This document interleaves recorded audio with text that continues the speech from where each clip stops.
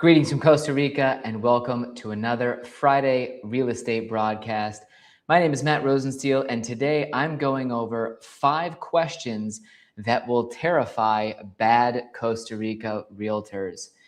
Asking the wrong questions and not qualifying your realtor can lead to a disaster in the worst case scenario. You may have heard that Guanacaste realtors or Costa Rica realtors have no mandatory licensing requirement, and that you do meet a lot of different personalities when it comes to realtors here in the country. So today I want to empower you, my audience, with 5 questions that will enable you to understand that realtor's experience and really put them on the spot to see whether or not they are worthy of helping you and whether or not they're able to truly protect your investment and help you find success in Guanacaste real estate. As you may know, I represent buyers and sellers of real estate in the Western Guanacaste area, from Playa Potrero down through Playa Junquial in this area here. If you want a basic guide with all of the relevant information about the buying process here, a lot of the topics that I'm sure you have questions about, you can also visit CostaRicaMatt.com. Smash the big blue V-Book button and get my 20-plus chapter V-Book to find out more about the basics of Costa Rica real estate. And of course, you can contact me if it's time to find a realtor for your potential investment here in Guanacaste using the QR code over here. Just hold up your phone and explore, and it will bring up a virtual card to be able to get in touch with me, either by email, WhatsApp, or however you prefer. So let's start talking about 5 questions that will terrify bad Costa Rica realtors. First, I want you to consider asking which part of a realtor's background or their local experience they find most valuable when advising buyers here. And today I'm also going to be giving a red flag answer as well as a good answer that people should be giving to these questions. Obviously, if you ask which part of their background, you're not necessarily just telling them to give you their resume, but really you're asking them to think about how their background relates to their experience directly helping clients, and they should be able to explain to you exactly how that has helped people in the past. Now, one of the biggest red flag answers that I actually hear people mention, realtors in our area, will often be that, my recent experience, I just bought a home here, and going through all of the hoops and the huge struggle that I had, the difficulty finding a good realtor myself, this, that, and the other, through my own experience purchasing real estate, that should absolutely be a red flag. To be totally transparent, there are plenty of people who move to Guanacaste and shortly after arriving in the area, they decide that they want to become a realtor in order to support their family, to find some income. And if they've recently purchased real estate in this area, you should obviously think of that as a big red flag. A great answer will include their local knowledge and experience, an explanation of their background. Obviously, if you're dealing with a Costa Rican realtor, they're going to be able to tell you, well, my experience living and growing up in this community has come to bear on many transactions where I'm able to help people learn about every aspect of living here and not just the real estate. Now, frequently, you're going to be sending an inquiry to realtors where you're associating your inquiry with a property. And that can be a great opportunity to ask some questions that will reveal the Guanacaste real estate agent's experience.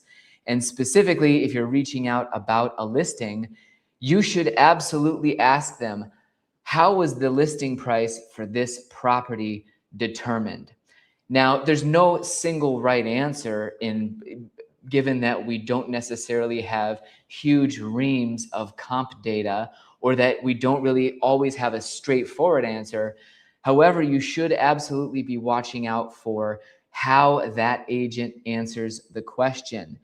If you get a short answer, someone just saying, oh, the comps, or if they only give one similar listing and say, for example, well, the house next door has one extra bedroom and it's listed at $50,000 more, that demonstrates that they really don't have deep knowledge, that they don't have an understanding of how real estate should be valued, and that they're working with a very thin amount of data in order to guide clients. The really good answers should actually be, first and foremost, relevant comps. You should hope that a realtor can immediately say, well, we have 3 condos in this complex that closed over the last 3 years. They closed at these prices, and with the market increasing in strength, that's why this person has listed a little bit higher. They should also be able to talk about, well, the property has been on the market for a while, or that demand specifically for these properties in these market conditions has driven this price. Again, more than anything, you're trying to find out how that realtor answers questions and whether or not they're able to provide a deep amount of information to justify a price. And in an amazing scenario, not only would they be able to give you a few bits of comp data, they could also tell you how the market has shifted with time as well.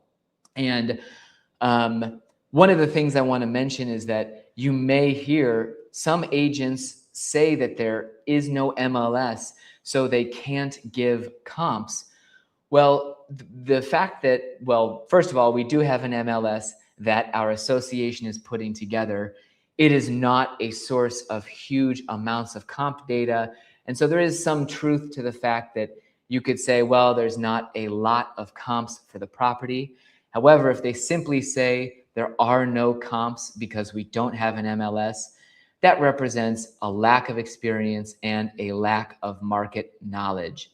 We can look in the National Registry to find comps, the actual closing prices of properties nearby in that registry. But more than anything, a realtor should understand, or a realtor should be accumulating this comp data in their head as a kind of replacement for an MLS. And many realtors mark down transactions in their own spreadsheets year after year after year so that they're able to provide that information to their clients. Another question that will terrify some bad realtors is it when you ask, based on your experience, what are the real downsides of this property? Now, obviously, if somebody isn't able to give you downsides of a property, if they try to portray it as just a perfect, ideal property and they just say, not much, or if they just deflect from that question, that's a clear red flag. A realtor who understands the market and the nuances of Costa Rica should absolutely be able to give you a direct, simple answer as to the real downsides of pretty much any property that is on the market. You should be able to at least get some simple responses about, well, the homeowners association has some personalities in it. You might hear that there are maintenance difficulties, or that, this property being so close to the ocean will need more regular maintenance. But really, if somebody isn't able to identify the downsides of a property, they're either not telling the full truth or they don't know, and that should be troubling to you as an investor going into a foreign country. Number 4, how has this market changed over time and why? The knowledge that your Costa Rica realtor should share with you shouldn't just be, well, right now there are 5 condos on the market and they have these different price points. You should hope that a qualified, effective realtor who's going to help you invest well is going to understand changes in the market, what has happened in that area, and the factors behind it. Now, you can have people who are inexperienced or recently started realtors who haven't been around in the actual real estate industry for that long, who are able to effectively answer this question. But again, you're just trying to test their depth of knowledge and really if they have an understanding as to whether the price that you're looking at has justification or if it's an anomaly that's freakishly high based on the history of the area. If you get that short answer, like, oh, it's just gotten better and better, or, well, a lot of people have moved here, that's really a red flag that the person doesn't have a thorough understanding of what's going on around them. Again, if people are just dismissive of these questions rather than saying, well, oh, that's an excellent question, the good answers that you're looking for will be a demonstration of how that person understands the market and really the depth of their knowledge. Before I get to question number 5, which, by the way, is a bombshell that may stop your real estate agent in their tracks and really make them sweat, I want to quickly gush about my world-class team of realtors and how we bring experience to the table. My partner in Coldwell Banker Pacific Realty is Larry Graziano, who's been in Guanacaste for over 20 years. He's a national franchise partner of Coldwell Banker Costa Rica. He's sat on the ethics board of our local Costa Rica Realtors Association. The reason he's my partner 50-50 in our amazing brokerage is that his experience and really the effort that he puts into professionalism, knowing the laws, and really guiding clients are the reasons that I made him my business partner. And every day, we still ask Larry questions to use his knowledge, and really he's an unbelievable resource. We have 4 agents working for us currently, and we're going to be bringing some people on in 2026. But I quickly want to talk about who we have on our team as well. Jürgen Chinchilla is a Costa Rican, despite his somewhat German first name. Jürgen came out to Guanacaste decades ago. He and his wife, who, by the way, is a real estate attorney, so he can literally roll over in bed and ask questions to a legal expert, they started and implemented, executed, carried out their own development here in Guanacaste called Paradise Trails here out by Playa Negra. I ask Jürgen questions sometime because he has that amazing development experience. He's currently working with local community organizations that are critical to real estate. He is an absolute wealth of knowledge, and he's also one of the most calm, level-headed people guiding his clients ever. He's somebody that you'll be thankful you reached out to, and you can find all of his listings here at this QR code. I'm going through the agents by order in which they joined our team. Next is Camille Bourlet, who moved to Costa Rica in 2010. She had hospitality degrees prior to moving to Costa Rica. She manages her own Airbnbs. She's been an entrepreneur here in Guanacaste. Her experience in managing directly rental properties and her education in hospitality make her an incredible resource for investors considering investing in an Airbnb property or any kind of hospitality business. Camille is fluent in French, Spanish, and English.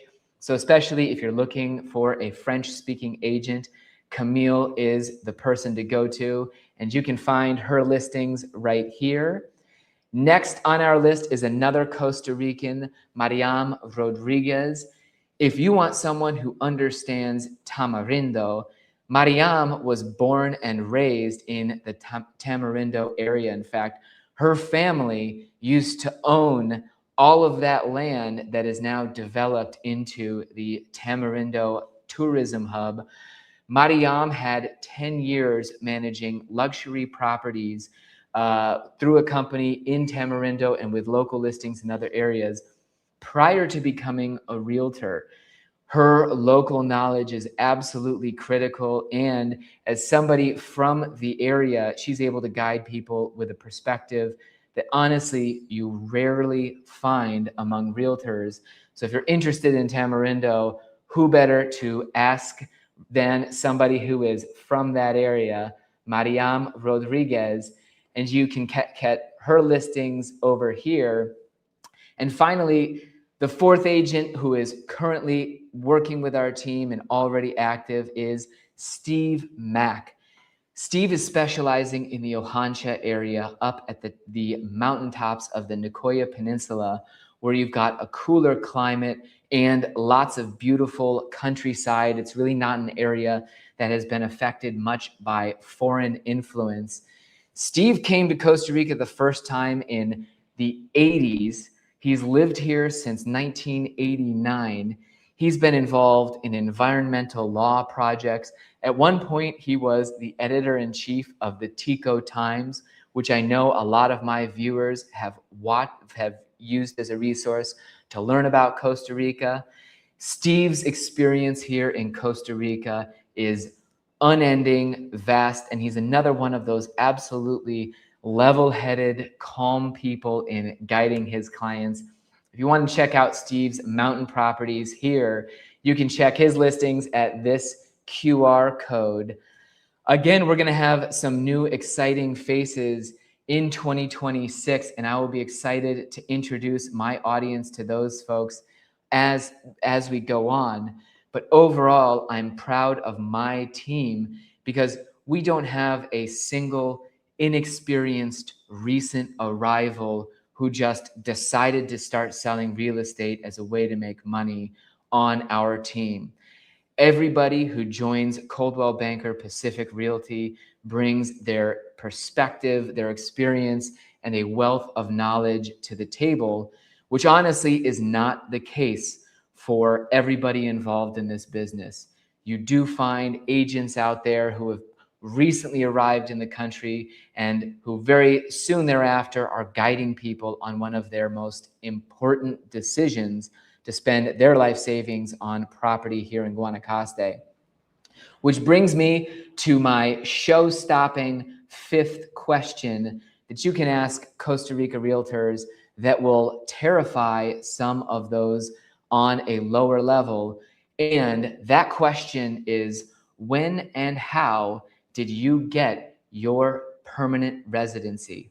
Now, obviously, this question does not apply if you're talking to a Costa Rican who, as a citizen, is entirely legally able to practice real estate.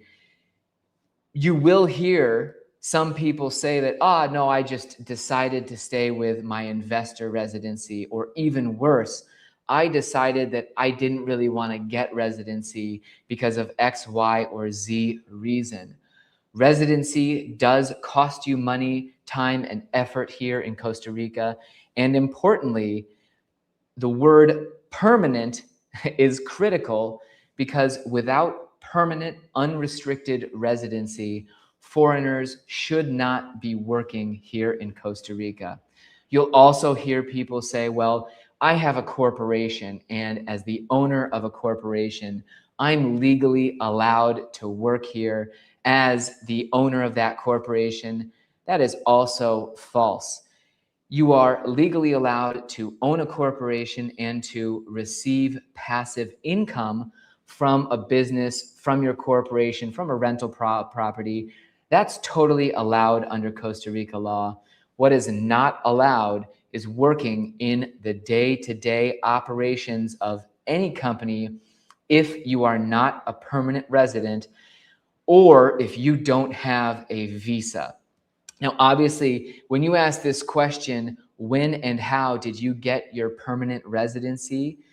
You're hoping that the good answer that you're going to hear is going to be, many years ago. I did that back in 2012, 2013, when our son was born. And ever since then, I've been a permanent resident.